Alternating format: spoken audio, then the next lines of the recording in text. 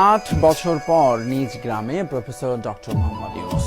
তবে এবারে যাওয়াটা একেবারেই ভিন্ন রকম। অন্তর্বর্তীকালীন সরকার প্রধানকে কাছে পেয়ে আপ্লুত গ্রামের মানুষ।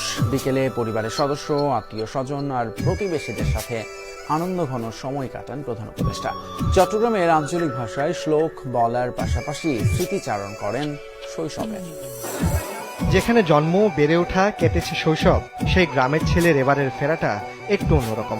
অন্তর্বর্তী সরকারের প্রধান উপদেষ্টা প্রফেসর ডক্টর মোহাম্মদ ইউনূস নিজেও যেন আপ্লুত। চট্টগ্রাম শহরের উপকণ্ঠে হাটহাজারীর বাথুয়া গ্রামে আজ যেন ঈদের আনন্দ। বিকেলে চিরচেনা পথ ধরে নিজ গ্রামে পৌঁছানোর পর প্রয়াত স্বজনদের কবর জিয়ারত করেন ডক্টর ইউনূস। এই কৃতি সন্তানকে দেখতে ভিড় করেন পুরো এলাকার মানুষ। অনেক সময় ওনার সাথে দেখা হয়েছে, আগেও আসছে, কিন্তু আজকে যেভাবে উনি আসছেন আমাদের জন্য এটা অনেক গর্বের ব্যাপার। স্যারকে কাছ থেকে একটু দেখবো সে প্রত্যাশা নিয়ে এখানে আসছে। আসলে এটা হচ্ছে আমাদের অত্যন্ত গর্বের। আমরা ফুল ফ্যামিলি নিয়ে আসছি, পরিবার নিয়ে আসছি, ভাই বোন, বন্ধু বান্ধব, সবাই উল্লাস পিছনে দেখা যাচ্ছে। সো অনেক এক্সাইটমেন্ট কাজ করছে। চোর, ডাকাত, বদমাশ এগুলি যখন না থাকে মতো দেশের উন্নতির মতো। We are very proud to be a neighbor of Dr.